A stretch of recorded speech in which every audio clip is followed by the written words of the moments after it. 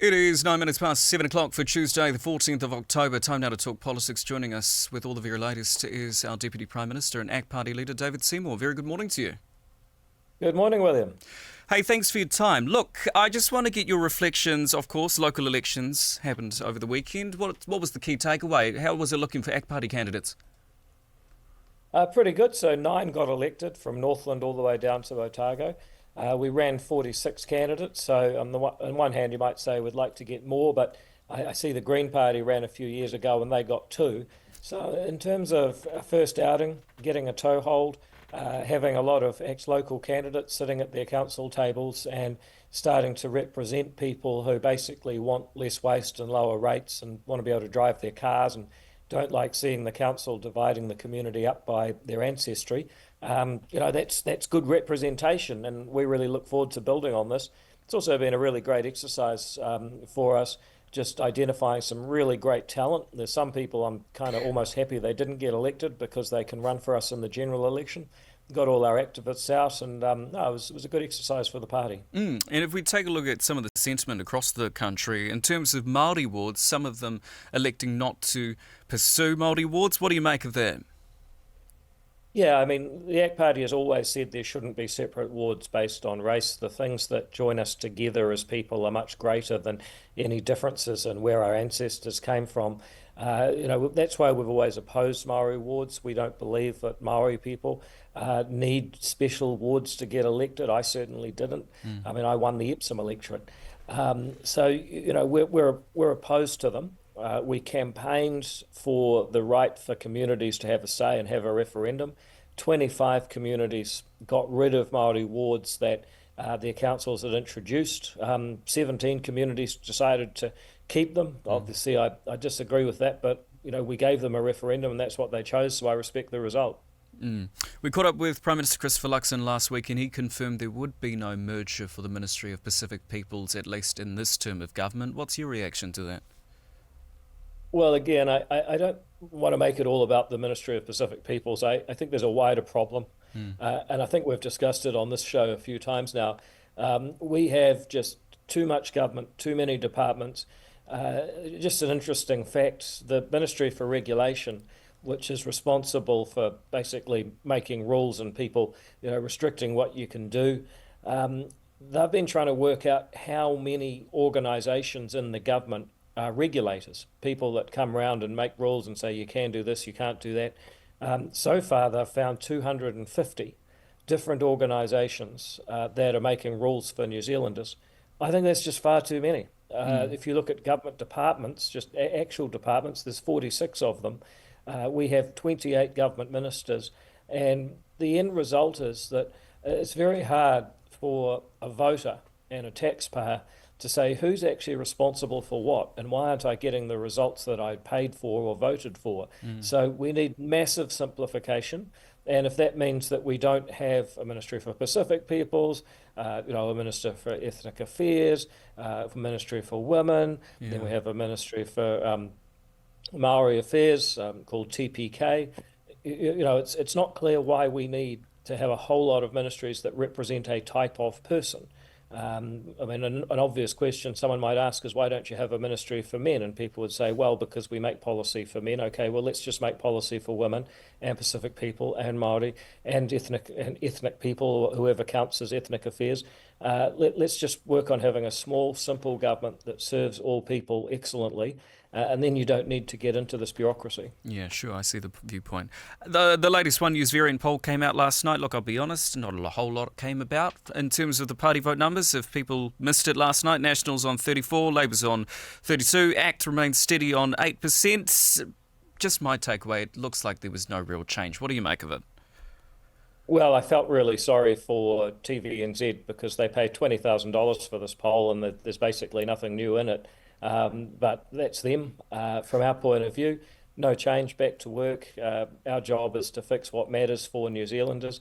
If you see the last few weeks, Holidays Act, Brooke van Velden fixing that because even government departments find it too complicated. The earthquake regulations, not so much in Auckland, but a lot of the country making it hard for people to occupy their buildings, putting massive costs, having abandoned buildings that they can't afford to fix up. that was always crazy. I was the only one that voted against it. And then you see these methane laws. Again, it makes no sense to put restrictions on New Zealand farmers so that the customers of our farmers can go overseas and buy food from farmers who actually have greater methane emissions. It's just a really silly thing to do. So the government's changing that. So, each day we just say, well, what are the things that are making it harder to live, more expensive to live? And can we just, take a little bit of resistance out of the system so that people can get on with enjoying their lives? Yes, certainly. Just on the announcement made yesterday by Prime Minister Christopher Luxon and our Education Minister Erica Stanford, reading rates are on the up. It's looking positive. What do you make of that?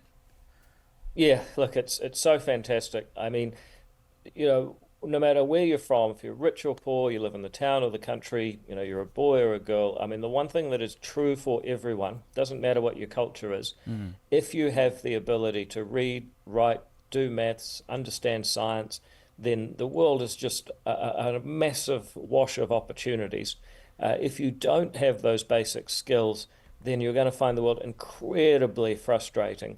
If you go to prisons at the extreme end, one of the things that most prisoners have in common is that they don't have very good education. So the world's very frustrating. They can't make an income legally, end up doing things illegal, end up in jail. At the other end, you go to people who at the top of universities, at the top of businesses, they've had a good education and they're really making a positive difference in the world. So that's the difference. And now that we've taken away the ideology, we've said we're going to use structured literacy. Students are going to sound out the words, make sure that the words make sense to them. Then suddenly they start to read. And probably the part that's been missed from this story is that I would guess there are a whole lot of little New Zealanders out there who found everything really hard. And now they're being taught properly. They're saying, wow, yes, I can do this. And that in itself is an amazing thing. Yeah, couldn't agree more.